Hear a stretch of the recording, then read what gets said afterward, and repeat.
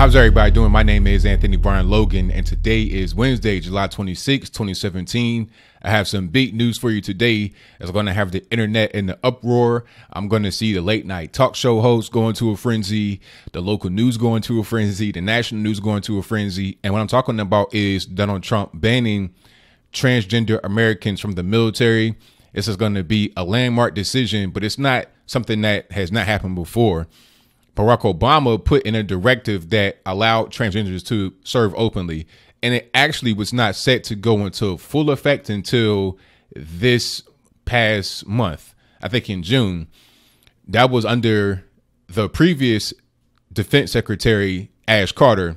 He said that within 1 year, we want to have policies and things rolled out to allow for transgenders to serve openly in the U.S. military. But before that, they were already doing sex change surgeries and things. Remember Chelsea Manning, or Bradley Manning, whatever you want to call him or her, but I digress. This person was in jail, in a military jail now, for 35 years for leaking information to WikiLeaks, right? When they were in jail, they went on a hunger strike to force a sex change operation, and they were granted one. So let's just get this straight. A person that was in the military who gave away secrets or sold secrets to WikiLeaks was in the military jail and was given the sex change operation while they were in jail, and they got pardoned by Barack Obama. So that was really one of the first feet to drop in this whole transgender kerfuffle that's going on right now in the military. And it was going to be ramped up here pretty soon. But the new Defense Secretary, Mad Dog James Mattis, had put a pause on that to at least January, back in June when it was actually due. I think like the day before it was due, he put a pause on it until January to give him a little bit more time to think. But now Donald Trump has said, you know what? We're just going to go full nuclear, and we're not going to go through with any of this transgender stuff in the military anymore. And he said so in a series of tweets on Twitter this morning. He says, after consultation with my generals and military experts, please be advised that the United States government will not accept or allow transgender individuals to serve in any capacity in the U.S. military. Our military must be focused on decisive and overwhelming victory and cannot be burdened with the tremendous medical costs and disruption that transgender in the military would entail. Thank you. Now, I don't see how anybody can really find fault in that. Honestly, I mean, of course, people will find fault in it. The LGBTQIA, ABCDEFG community will be upset with that, or at least some of them would. I think some people, if you have, just a kind of a common sense mind, you will understand why that's not a good thing in the military. Number one, you're going to have people that are not really interested in being in the military that would join for the express purpose of getting a sex change operation, right? The precedent was already set with Chelsea Manning and maybe even some people before him. So it's already set in stone. There was a study that said that transgender operations would cost the military about $3.7 billion over a 10-year period. And they said that there's right around 3,000 to 8,000 people in the military right now that may identify as trans. But the number would, of course, grow if you were to say, okay, come one, come all, transgender will pay for your sex change operation. We'll give you free this, free that. It will just create a bunch of problems. And then let's talk about what will actually happen in the military itself. I mean, you're talking about being on a boat with people for days and months on end, submarines, confined spaces, barracks. It would just create a nightmare. And another thing, if you are a male and you decide to transition into a female, or let's say if, the directives from Ash Carter and Barack Obama that were put in place last year, if they were to allow you to join, because I don't think you're able to join as a transgender even right now under the rules that they set, because not all of them have been implemented. But if you were able to join as transgender, what fitness standard would you have to subscribe to? Would it be the male or the female? Because there are different fitness standards, the push-ups, pull-ups, all of those things are different depending upon if you're male or female. Or would they just say, you know what, there's no standards for male, no standards for female. We're just going to drop all of them down to the female standard. Now, at that point, you have a weaker military, because you're going to have weaker men than that should be in the military, right? It doesn't make a whole lot of sense. If you have a standard that you are, adhering to, that should be adhere to, rather than just capitulating, rather than just kowtowing to a very small portion of the population, right? Because again, which standard would you apply to? If you're a male, but you decide to become a female before you join the military, will you have to do the male physical test or the female physical test? That creates a whole big problem right there, a whole big logistic nightmare. It'd be too confusing. It'd be too many things going on, but I digress. I'm gonna move on. Now, I think that this was a good move. You know, I'm not anti-trans or whatever. Some would say that Trump is anti-trans because of what he did earlier this year in February that reversed the whole thing that allowed students to go into whatever locker room or restroom they decide in schools. But that was more of a safety issue because obviously some people would take advantage of that and just use it to prey upon women.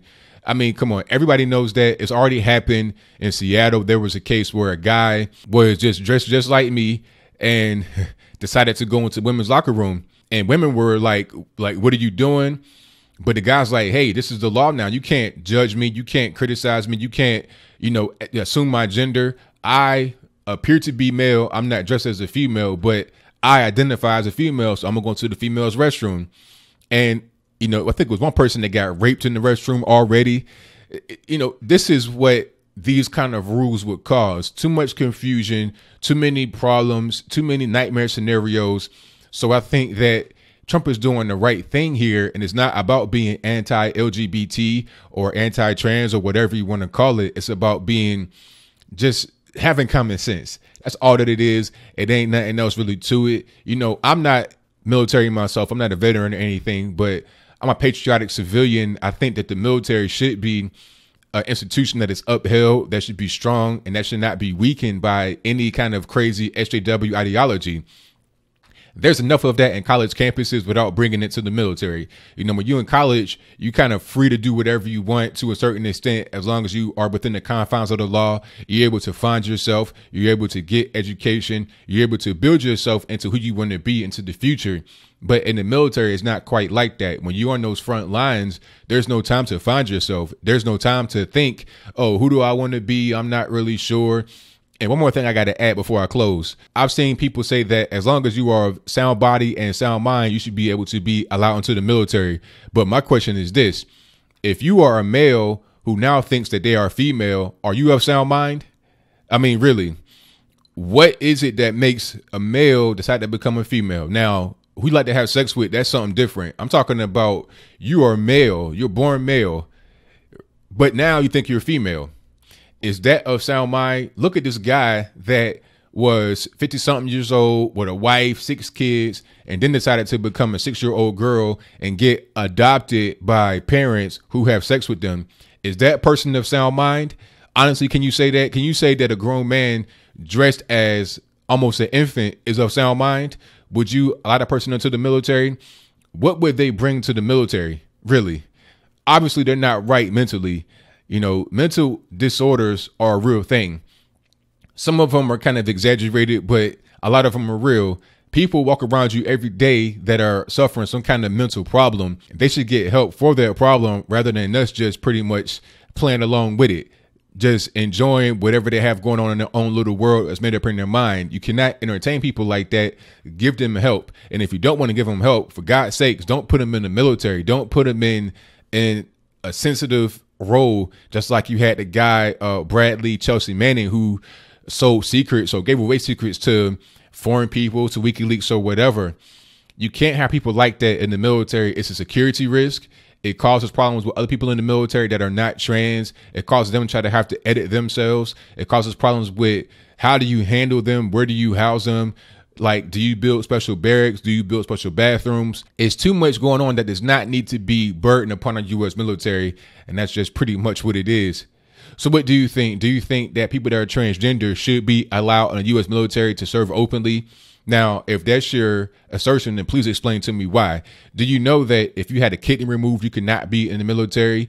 Do you know that if you have diabetes, you might not be able to be in the military? You're disqualified because you're not physically able. Now, if you're transgender male and you decide to become a female and you remove your penis, how is that any different? I'm not really sure. I'm just asking questions. But how do you think that people that are transgender will be able to add to the military in a positive way?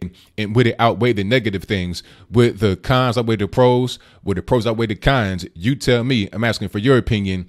Or do you think I'm pretty much on point with my assertion that if you're a transgender in the military, it's going to cause too many problems? It's going to be a nightmare for people. It's just not necessary. We need to have a strong military, not one that has been weakened by Barack Obama, because, again, this whole directive was brought about by Barack Obama's administration. Before that, there was no such thing as, transgender in the military, sex change operations. If I'm wrong about that, let me know in the box. But I do know that Barack Obama introduced legislation last year in June that was to go into effect this year for transgender Americans in the military. Mad Dog Mattis said, let's put a kibosh on that up until January at least. And Trump came out and said, you know what, we're not going to do it. We're not going to engage in this foolishness. But whatever your comments are, let me know in the comments below. And that's all I got to say for this video. If you like what you heard, please comment, rate, share, and subscribe. Peace.